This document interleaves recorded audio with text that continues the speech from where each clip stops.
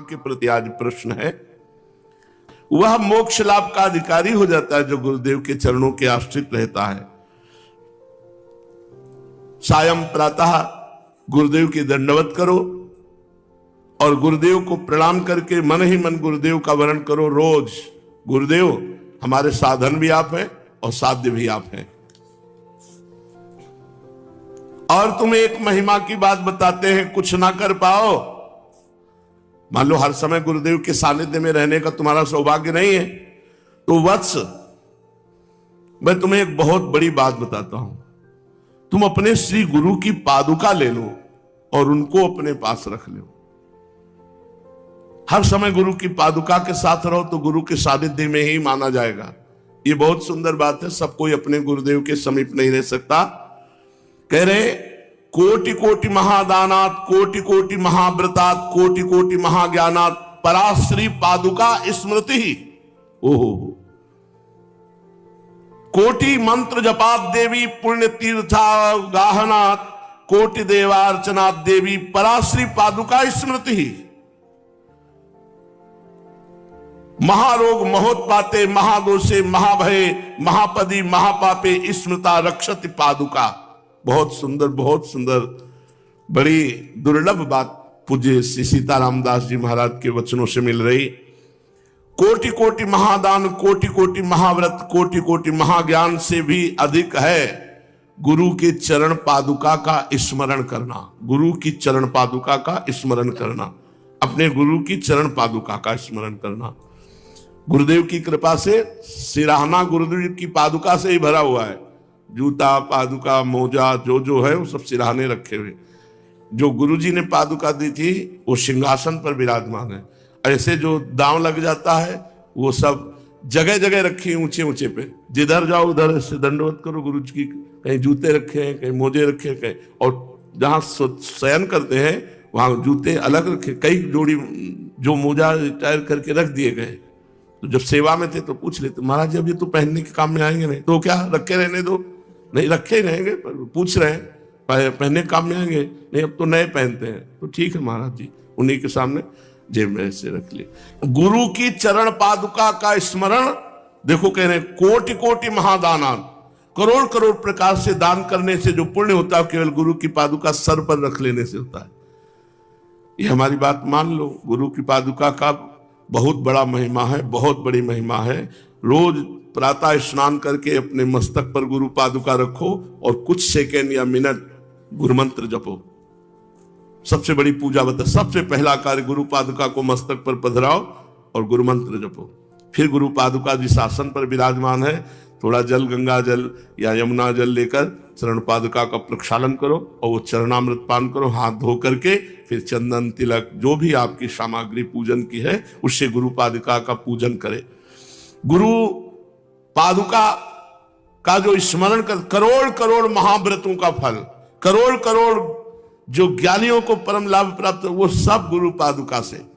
कोटि मंत्र जपात देवी पुण्य तीर्थावगाहनात्, कोटि देवार्चनात् देवी पराश्री पादुका स्मृति। गुरुदेव की चरण पादुका का पूजन, उनका ध्यान, उनका स्मरण, बोले करोड़ों मंत्र जप का फल, सब तीर्थों के अवगाहन का फल, सब देवताओं के अर्चन का फल गुरु पादुका पूजन से प्राप्त हो जाता है। और अगर गुरु पादुका छाती से बंधी हो तो देखो, कह रहे महारोगे महोत्पाते महादोषे महाभये महापदी महापापे स्मृता रक्षति पादुका। अगर गुरु पादुका को ऐसे छाती पे बांधे हुए तो कोई महारोग उसे गिरा नहीं सकता, कोई महा उत्पात उसे छू नहीं सकता, कोई महादोष उसे स्पर्श नहीं कर सकता। बड़ी कृपा गुरु पादुका की होती है। महारोगो अगर छाती से पादुका लगी तो कोई, यार क्या जाता है।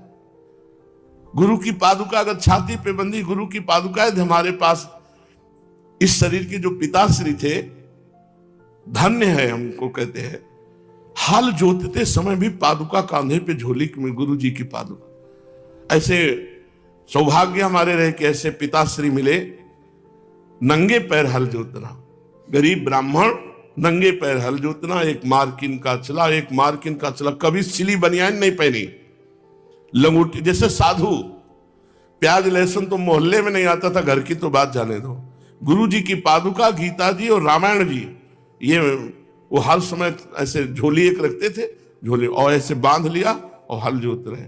फिर जब स्नान करना हुआ तो डाल पे टांग दिया, स्नान किया सरोवर पे, और पहले गुरु जी का चरणामृत लेते थे, फिर भोजन पा के फिर जो कार्य करना हो। इतना गुरु चरण पादुका से, उन्हीं से गुरु चरण पादुका के प्रति प्रीति कैसे की जाती ये सीखा।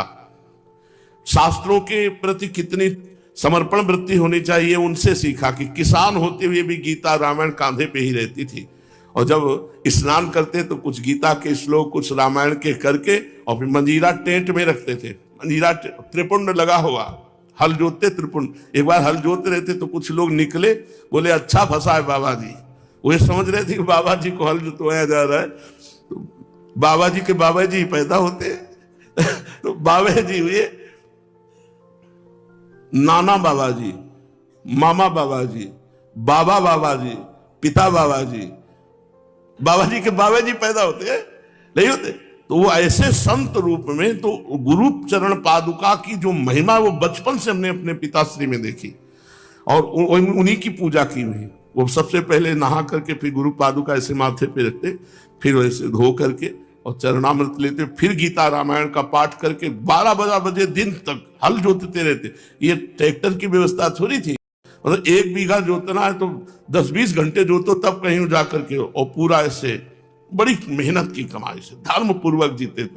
तभी हम लोगों के जो संस्कार बने ना वो इसी से बने, और जो तपस्या का स्वभाव बना वो ऐसे घर में पैदा हुए थे कि सुविधा ही नहीं थी। तो एक तपस्वी जीवन बाल्यावस्था से था, कभी सर्दी में स्वेटर नहीं पहने गए, मफलर स्वेटर साल नहीं, वही जो गर्मी में पहने जाते हुए। सर्दी में बस इतना होता था कि गर्मी में जो कांधे पे अंगोछा होता था वो कानों में होता था, बस इतना ही था। बचपन से वो वैराग्य, बचपन से वो तप का जीवन का संस्कार, तो वही आगे बढ़कर के परमार्थ में सद्गुण बन गया, वही सद्गुण बन गया। भगवान कहते हैं ना, जिस पर मैं कृपा करता हूं उसका धन अपहरण कर लेता हूं, पग पग पर उसे दुख देता हूं। तो ऐसे ही परिवार में जन्म हुआ था, जहां केवल भगवान का भरोसा और भगवान की भक्ति, दूसरा कोई रंग ही नहीं था। पूर्व जन्म में कोई साधना हुई होगी जो बकाया रह गई होगी, तो ऐसे पवित्र कुल में, उत्तम कुल में जन्म देकर भगवान ने सतमार्ग में, तो ये पिताश्री से सीखा बचपन से गुरु पादुका पर प्रीति। क्योंकि देखते थे कि वो पादुका सर पे रख करके ऐसी आराधना करते, तो आज भी जैसे वो आराधना करते थे उसी पद्धति से, उनकी कृपा से गुरु चरण पादुका की आराधना। महारोगो महाउत्पाते महोदोषे महाभये महापदि महापापे स्मृता रक्षति पादुका। जो गुरु पादुका की आराधना करता उसे कोई रोग परास्त नहीं, कोई दोष छू नहीं सकता, कोई उत्पात नहीं छू सकता, कोई भूत प्रेत उसे परास्त नहीं कर सकता। श्री सीताराम दास जी महाराज, हम आपको छवि दिखाएंगे आकर के, किसी दिन लाकर हमारे पास रखी। ऐसे गुरु पादुका छाती पे बांधे हुए हैं। दुराचारे दुरालोके दुष्संगे दुष्ट संग्रहे दुराहारे च दुर्बुद्धो स्मृता रक्षति पादुका। जो गुरु की चरण पादुका का सेवन करता है तो दुराचार, लोक में दुराचरण करने वाला, दुष्संगी और दोषों को संग्रहित करने वाला, दुर्बुद्धि और गलत आचरण से कमाए हुए धन से जीवन उपार्जन कर, इन सब से रक्षा कर लेती। अगर गुरु पादुका का पूजन है और ये सब ऐसा है तो बचा लेगी गुरु पादुका। बहुत बड़ी बात है गुरु पादुका। तेनाधीतम स्मृतम ज्ञानम दुष्टम दत्तच पूजितम जिह्वा में वर्तते यस्य पराश्री पादुका स्मृति ही। दुराचार में, दुर्लोक में, दुष्संग में, दूषित संग्रह में, दुष्ट आहार एवं दुर्बुद्धि में पूर्ण रूप से रक्षा करने में समर्थ है श्री गुरु पादुका। जिसकी जिह्वा पर गुरु पादुका का चरणामृत पहुंचता है रोज, उसके द्वारा वेद शास्त्रों का अध्ययन का रोज फल मिलता है। कितना सौभाग्य है। उसने सब कुछ पा लिया जिसने गुरु पादुका पर पूर्ण निष्ठा कर ली। मेरे गुरुदेव साक्षात विराजमान गुरु पादुका। 14 वर्ष ऐसा भरत जी ने किया। भगवान श्री रघुनाथ जी की पादुका को सिंहासन पर विराजमान करके रोज पूजन करके, रोज माथे पर पधरा कर आज्ञा पूर्वक 14 वर्ष तक चक्रवर्ती सम्राट पद की रक्षा की। उसने सब दान कर लिया जिसने गुरु पादुका का सेवन किया।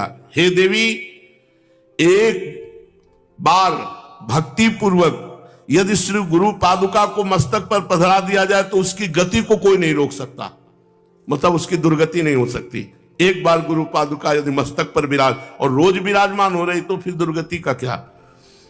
अपवित्र हो या पवित्र हो, कैसी भी स्थिति में हो, जो गुरु पादुका को अपने पास रखता है अनायास ही धर्म अर्थ काम मोक्ष सब कुछ प्राप्त करने में समर्थ हो जाता है। दसों दिशाओं में कहीं भी जाए, जिसके पास गुरु पादुका है उसको कोई परास्त नहीं कर सकता। पर गुरु पादुका की महिमा तो हृदय में बैठ जाए। गुरु पादुका जैसे हम ठाकुर जी लिए डोलते हैं, ऐसे गुरु पादुका में प्रीति हो जाए। पादुका से श्रेष्ठ कोई मंत्र नहीं, पादुका से श्रेष्ठ कोई देवता नहीं, पादुका से श्रेष्ठ कोई ज्ञान नहीं, और पादुका पूजन से बढ़कर कोई पूजा नहीं। हे वत्स सुनो, तुमने गुरु पादुका की महिमा को समझा। एक बार अमीर खुसरो के गुरुदेव जी थे, बड़े सिद्ध महापुरुष थे। तो एक ब्राह्मण जो है वो गरीब था, उसको बेटी के ब्याह के लिए धन की जरूरत थी। तो उसने सोचा बाबा से याचना करते हैं, किसी भगत से दिला देंगे। बड़े धनी मानी जन आया करते थे। तो गए, प्रणाम किया और कहा बाबा बेटी का ब्याह है, धन की आवश्यकता है, तो आपसे याचना करते हैं कि आप बेटी के ब्याह के लिए धन दे दो। बाबा ने, हमारे पास क्या है, पर तुम याचना करने आए हो तो जाओ, परसों आ जाना, ले जाना। बड़ा आनंदित होकर परसों आया। बाबा बेटी के ब्याह के लिए धन की याचना आपसे की थी। हाँ हाँ ठीक है, पादुका ले जा। अब संत ने आज्ञा की तो पादुका उठा तो ली, लेकिन निराशा हुई कि लकड़ी की पादुका, हमें तो हजारों रुपए चाहिए थे बेटी के ब्याह के लिए, लकड़ी की पादुका से क्या होगा। पर संत ने कह दिया। तो संत के वचन रहस्यमय होते हैं, उनको अपनी बुद्धि से नहीं तौलना चाहिए। पादुका सर पे रख ली और निराश होके जा रहा था। आगे जब रास्ते से जा रहा था तो अमीर खुसरो जी आ रहे थे।